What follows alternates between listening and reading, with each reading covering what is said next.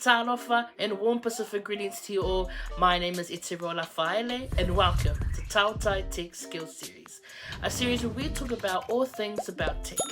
Today's episode is pros and cons of cloud computing. With the wide range availability of cloud computing products and services, it gives us a whole lot of things to look forward to and benefit from. There's also some things that we should consider as well when choosing to use cloud technology over the traditional IT tools. Let's talk about some of these right now. Alright, well let's talk about it now. Number 1, infrastructure. Cost savings is by far one of the biggest advantages that cloud computing technologies has brought to the world. By utilizing the computing infrastructure, resources, and services of cloud providers, it means that if you want to run a tech company, you don't have to pay money to operate all the hardware that is normally required. So you can save the moolah and use it on other things. Number 2, speed.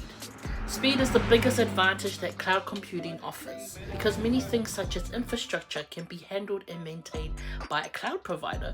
You don't need to worry about setting this all up.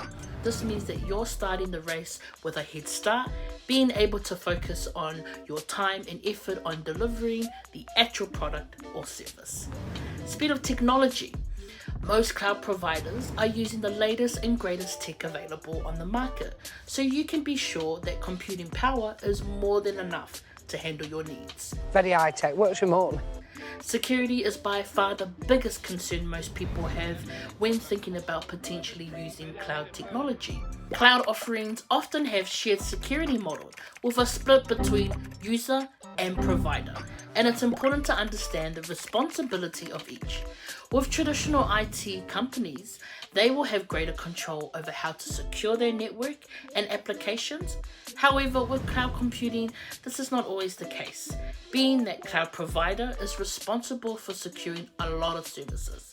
This means that the customer must be able to trust the provider to ensure that the data is kept safe and secure.